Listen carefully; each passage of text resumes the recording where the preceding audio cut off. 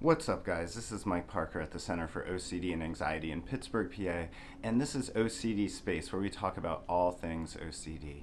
Now, I've got a very special video for you today. We are going to talk about if a single question might actually have an impact on your treatment.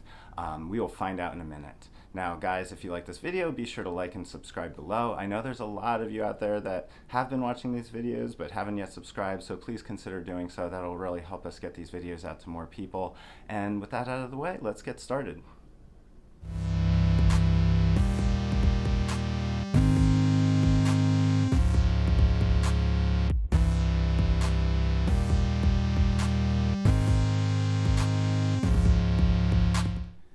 All right, guys, let's talk about this question that could be something that really does positively impact your understanding of your OCD and even the trajectory of your treatment.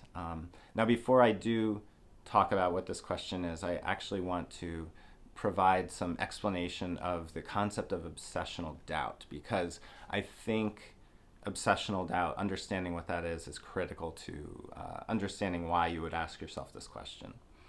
Now, I'm going to put a link to the description to my video on obsessional doubt because I go into more depth on that issue. But a real quick refresher right now. Obsessional doubt is something that comes with OCD. It's a behavior, and it's a thought process that you engage in, and it involves questioning and doubting things, doubting yourself, doubting information you're receiving, doubting your own senses, even doubting your own common sense and your ability to think through things. All these things are in doubt inside of you when you've got OCD and you're lacking that trust. And what ends up happening is you start to think that you should question things, you should constantly read into things, you should constantly question yourself. And it feels like, from an OCD perspective, when you're in this situation, it really feels like this is what's going to bring me closer to the truth. I should doubt things and question things. And OCD convinces you that this is the way to find answers.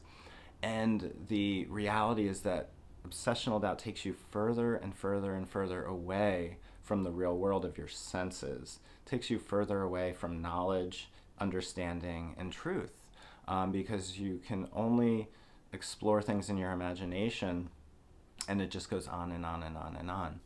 And so what we want to do is recognize that obsessional doubt actually creates and fuels obsessions. Questioning information makes you think what ifs, makes you think about possible things that could be going on, and then you become very much fixated on particular what ifs and possibilities that you really came up with all up here. And didn't actually get information in reality, direct evidence that these things are happening. We really want to interrupt obsessional doubt. And so one of these, one way to start yourself on that process, going down that road of trying to identify and eliminate obsessional doubt from your life, is to ask yourself, what do I know for sure? What do I know for sure? And that is a question that can be very hard to answer when you've got OCD, because so many things get mixed up in your mind. There's a mixture of things that actually happened and the stories I may have told about what was going on there, the ways that I read into that situation, the things I imagined happening, really, is what we're talking about. And so that stuff is all mixed up together. And so it can make it really hard to answer a question like that.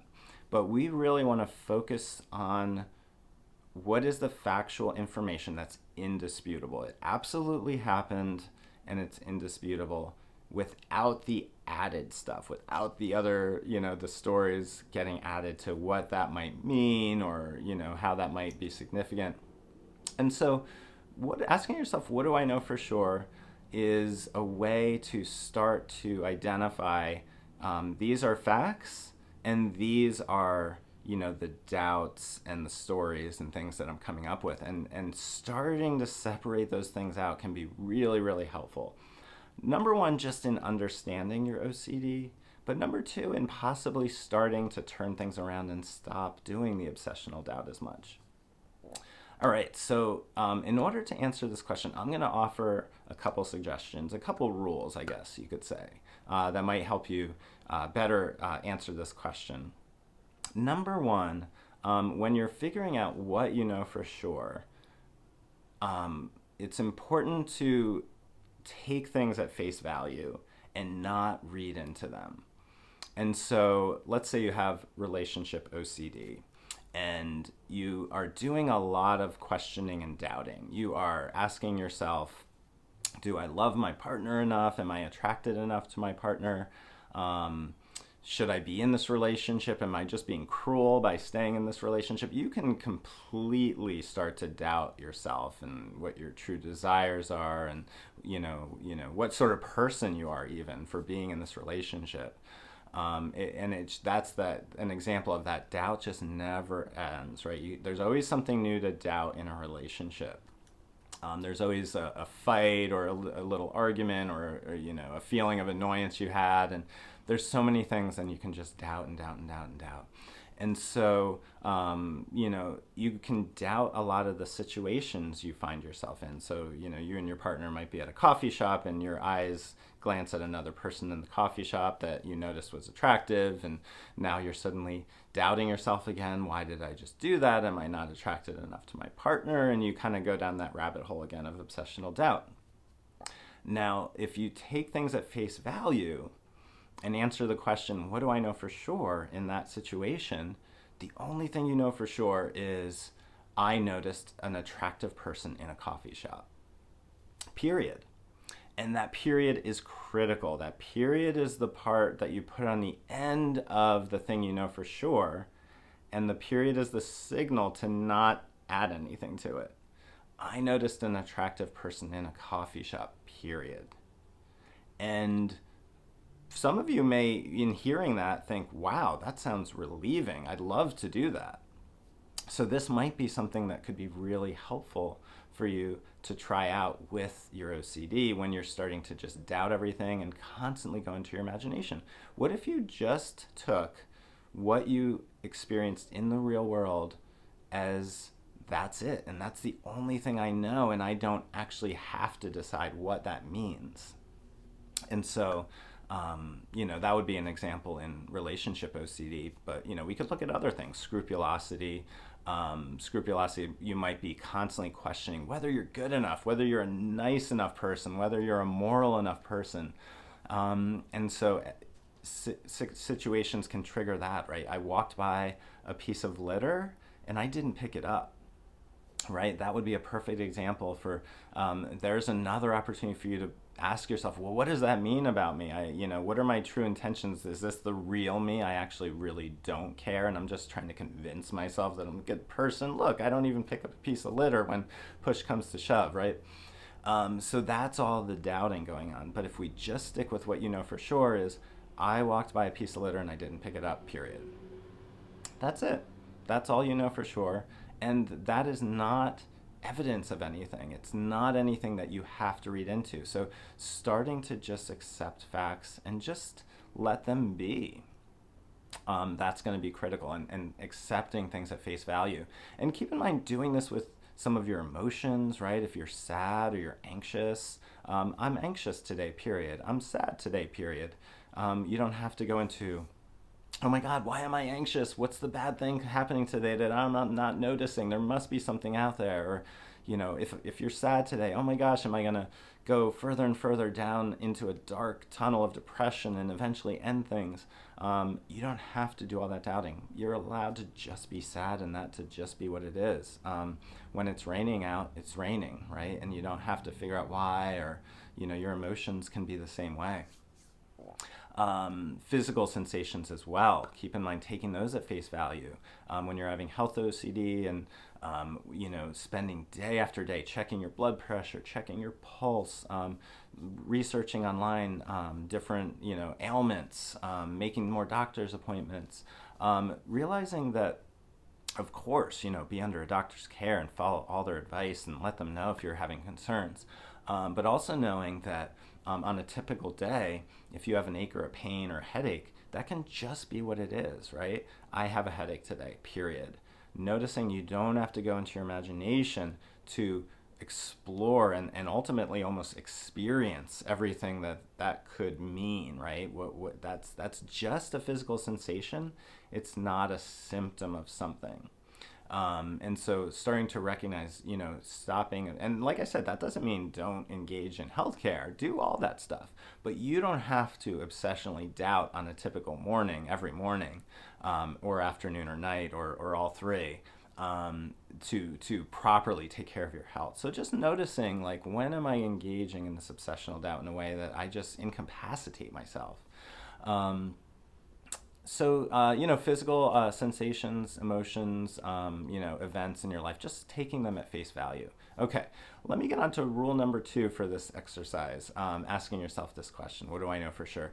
Number 2, this is really important, guys, and this is not really talked about enough in the OCD treatment world. I think it's really important, and that is, no information is actually information. When you're answering the question, what do you know for sure? There's a lot of things that you're not doing right now that you know for sure.